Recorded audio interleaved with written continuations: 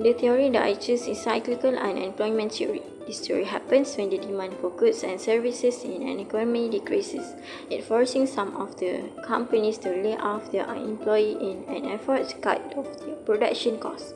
The economic theory known as the cyclical unemployment theory describes how business cycle and unemployment are related.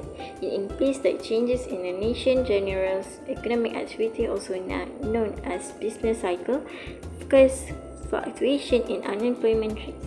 The theory is predicated on the notion that economies experience boom and bust cycles, also known as recession and booms, which are generally referred to as a business cycle.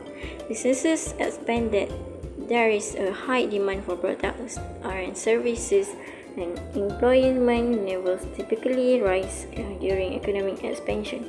The phase of low unemployment is what this is.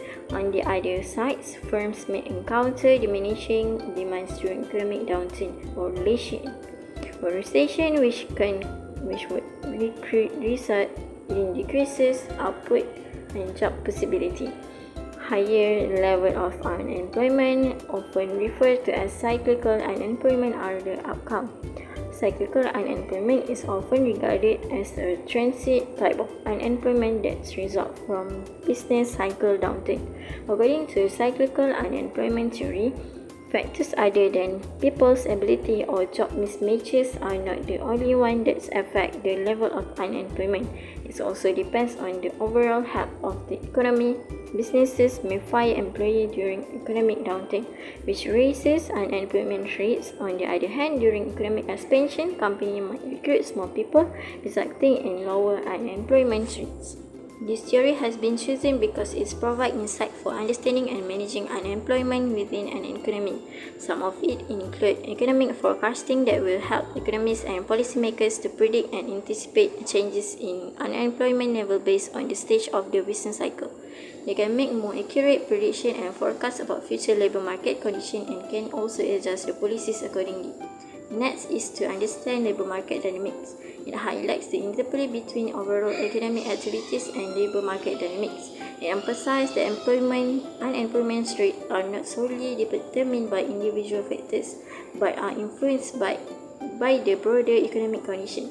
This understanding will help policymakers to design their targeted intervention and measures to address this theory specifically. Lastly is for the business planning. To understand this theory is crucial for strategic planning and for decision making. By recognizing the cyclical nature of the company allows businesses to adjust their workforce accordingly. During downturns, they may reduce the cost and implement cost-saving measures. That time during economic upswings, they can plan for an expansion and increase hiring. During an economic recession such as the global financial crisis of 2008 until 2009, there is a significant decrease in economic activity and a decline in GDP. As a result, many businesses face financial difficulties and are forced to cut costs to stay afloat. One of the ways they do is by reducing their workforce through layoffs. In this scenario, this theory helps explain the increase in unemployment. As the economy enters the downturn, businesses experience the decrease in demand for their products and services.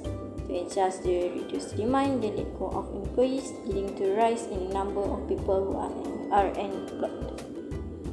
The individual who become unemployed during the recession are often referred to as cyclical unemployed. For individuals who are previously employed but lost their jobs due to the economic downturn, they may actively search for work but face difficulty finding new employment opportunity because businesses are scaling back their hiring. As the economy starts recovering and enters an expansion phase, the cyclical unemployment rates will decline. This occurs as businesses regain confidence, demand for goods and services increase, and firms start hiring again to meet a rising demand. Individuals who are previously unemployed may find a new job opportunity during this phase. By understanding this theory, policymakers and economists can analyze the state of the economy, implement appropriate measures, and design policy to mitigate the impact of economic downturn and promote job creation during periods of expansion. This can include implementing fiscal stimulus measures such as increased direct government spending or tax cuts. This stimulate economic growth and reduce cyclical unemployment. To relate this theory to a real-world scenario, there are some ways that could be applied to the real-world scenario that is applicable to this theory is economic recession. Economic recession often occurs as a result of a decline in economic activity, leading to layoff and increased unemployment. According to this theory, this phenomenon is driven by fluctuation in aggregate demand, which can cause businesses to reduce production and cut jobs. Next, another real-world issue that is relevant to this theory is seasonal unemployment. Seasonal unemployment occurs when certain industries experience fluctuation in demand during different seasons of the year, leading to temporary job losses. Examples of industries that experience seasonal unemployment include agriculture, tourism, and construction. According to this theory, this phenomenon is driven by fluctuation in demand for certain products or services during different times of the year. A third real-world issue that is relevant to this theory is technological changes. As technology advances, many industries may become obsolete and workers with skills specific to those industries may find themselves out of work. For example, as automation technology improves, jobs in manufacturing, distribution, and transportation may become more automated, leading to job losses. According to this theory, this phenomenon is driven by the creative destruction of market, which arises as a new technology and industry emerge and old one become obsolete.